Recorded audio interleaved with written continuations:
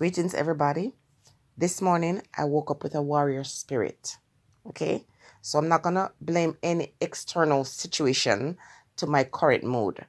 But I'm going to say that because I woke up with it, it is giving me this kind of courage to say some things that are on my mind. And so, it's on my mind and I'm going to share it. So I'm going to warn you, if you are in a sensitive mood today, it's not the day to listen to this video. Remove yourself, come back another day, because Jenny Wren has no filter. The cap just flew right off, okay? And I am going to offend some person, not on purpose, but you can't stop people from being offended when you speak the truth. And I do have the knack for offending people. But here's the thing. Not only do I offend people, but people change. And if they don't change, they're just not able to change. When I speak or put my messages out there, it is not to offend person, it's to put them face to face, because sometimes when someone articulate the thing and you see it or hear it, it makes you really assess yourself. And if you cannot change or you can't take constructive criticism, then it's not my problem, it's yours. And after I'm done talking, I move on. I don't even remember you or the message, to be honest with you. So, when I see people come and they constantly talk about it and they're upset and they cuss me, it does not bother me at all. I am not moved. I'm not offended. I'm not afraid. I'm not scared of anybody, people. Honestly, you hear me talk about fear all the time. The fear that comes in my body is a natural response to danger. That's the fear I'm talking about. Anyway, this morning, as I said, I woke up very early with this fire spirit, and Fire Mama went out on the road and I met this lady. Just regular conversation, doing my little supermarket, run. And she was telling me about charity and the involvement of charity. And to be honest with you, people, I hate the word charity. Jamaican people have caused me to hate the word charity because, number one, when it's spoken of, it's often very demeaning. Number two, if you're not a scammer, you are an enabler. Most persons who are involved in this are doing it for the up. Let's not kid ourselves. Most people are not just doing this thing and just moving along and, forget that they even did that. No, most people are doing it for what you call aggrandizement. And those who have the best intention, you can see their work and you can say that's wonderful. But even in that case, there are times when they are enabling people, especially young, strong people. And so this woman is telling me about how she's building these homes and how these homes are top of the line. That is wonderful. Top of the line. But I'm saying to myself, well, is it my role or my business to go and build top of the line home for young girls and young boys? And she says, are you involved in it? And I said, I'm not going to really say, because in the very beginning of this thing, just me, I was kind of caught up in the old melee and whatever until I see it for what it is. She was talking about building homes and talking about the quality of the construction and what is going to be put in there and what it will look like. And I thought to myself, there are people who get out of their bed sometimes 4 or 5 o'clock in the morning to go to work in these parts and in Jamaica as well.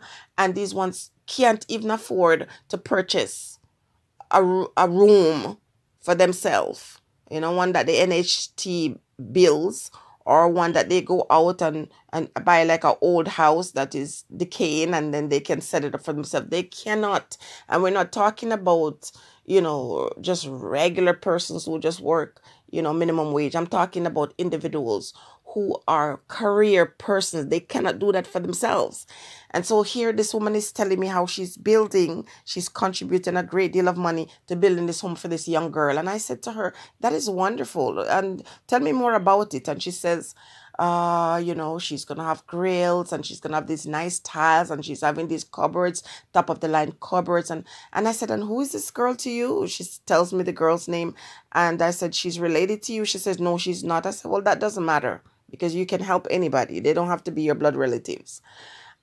She says, yes. And I said to her, so where do you live? And when she tells me where she lives in Toronto housing.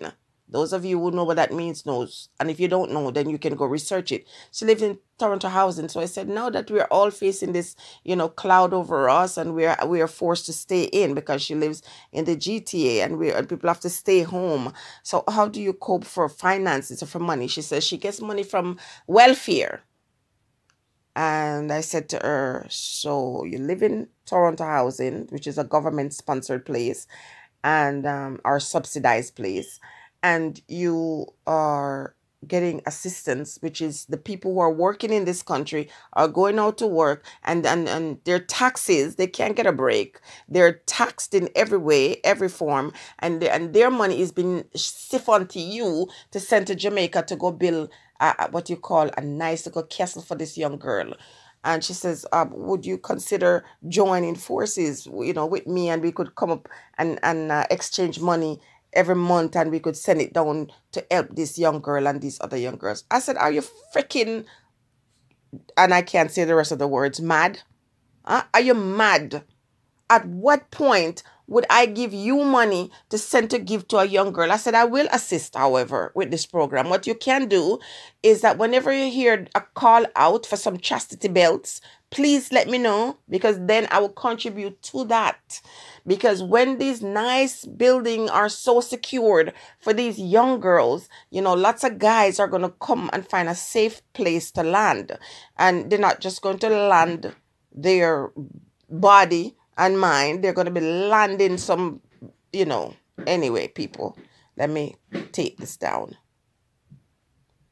I don't get it. These people are not thinking. Now, you got some people in the United States of America, for example, they're very rich, and some of them are rich doing some things that let's just hold it down right there. But the ones who are actually working and building, other person's life, little young girls and little young girls and big tough strong back men. I don't have time for all of that. What I would want to see is a new set of people coming together to create jobs for these young people. I cannot, after I have spent my young days running up and down in snowstorm and running up and down on train and going to work and putting up with all kinds of abuse, and have to say yes ma'am, no ma'am, and smile. I didn't have time at my age. You think I wouldn't want to be securing some things for myself and my children? What kind of blessing could I be seeking, and who is going to be giving me that blessing? Because in my youth, I used to think that if I give away my last dollar, that blessings come from that. No, that's you buying blessing. Blessing is free. And it comes from the Most High. It doesn't come from people sucking or juicing your worth. It doesn't come from me trying to associate myself to someone else's fame, because that's what's happening to some of these donors. I'm going to say it. Some of these donors, they don't live anywhere. Some of these donors are in the worst financial situation, and they're building castle in the wind. Insane. And when these young people can no longer stay in tow, you think these castles that you build, you can go back and say, give me back my money? No, you cannot. Okay, so what you need to know is who has the holdings for all these wonderful foundations that are being built. It's not me or you. So don't get me involved in nonsense. I still say there are people who are sick. They're old men. Even some of them have abandoned their children in the past. It doesn't really matter right now. They're old and they're in need. Some of them are going senile. They need medical help. They need psychological help. All these things is what they need. Some of them need counseling. So when they start collecting money to counsel some of these youths or some of these young girls because they have gone through some terrible things in life, oh yeah, contribution time, because it's going to go to them getting counseling. It's going to go to them, getting somebody set up some kind of establishment where these young girls can go and get the clothing that they need to go on an interview or to go to the workplace.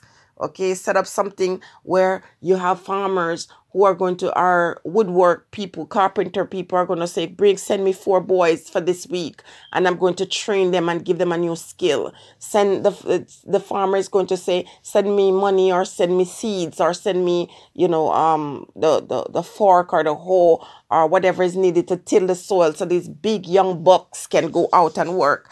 Me build mansion for people to go lay down in and breed while I am going through a lockdown, while I am going through these things, trying to figure out my situation because I didn't know when I was young not to dash away all my money. And now that I'm older, I'm trying to catch up. Are you kidding me? The woman is living in housing. The woman, you know, is going to food bank. Now, I don't know what is going on with these folks who are saying they're donors. I know a lot of them are lonely, and a lot of them want something to do, and a lot of them got hurt by family members, and they really have this kind heart. I get that. But at the same time, I'm thinking, if you are in your 60s and you haven't got nothing to show for your hard work or your labor or whatever, and you're still not learning, you're still getting seduced and introduced to helping other persons when you cannot help yourself, that is nonsense. And remember, these people are very ungrateful. Half of them will cuss you out after you're done. They just wait, play nice, sweet, and kindness until they get what they want. So don't judge me, because I said to her, what is a blessing? Nowadays, what you people are saying is a blessing is actually a curse, because it's a curse to take young people and to enable them in this way. Anyway, people, as I said, these are my thoughts. Who want to come, because I ain't afraid of any of these individuals. They can be subliminal, they can drop their words. The last time I made my speech, I'm not going to give none more speeches to these individuals, because I was told that they took their Bible, the woman took her Bible and hold it up to the sky and asked that my tongue, you know, be whatever. And, you know, that I knew what to do when I heard that, so I renounced that right away. I rejected that right away, because when I speak the truth, my God is not going to cause me not to speak because I spoke the truth. People don't like to hear the truth. People just like to hear you tell them what they want to hear, and they will hate you if you don't. I don't have time for all of that. I just say what I want to say and move along. This is why when I do the messages, a lot of time when people come to make their comments, I don't really engage in that. It's just a message. And those of you who come, I see your comments. So don't think I'm being disrespectful to you. I see you and I appreciate what you have to say. And I'll ask you, don't go back and forth with people who come to trace. We don't have time for that over here, okay? Just let them speak. We done say what we say already, and we're not taking it back, and we're moving on. So as far as the charity is concerned, I hate that word with everything in me. I really hate it. And as I said, when you're ready to get the chastity belt and the tools, check me.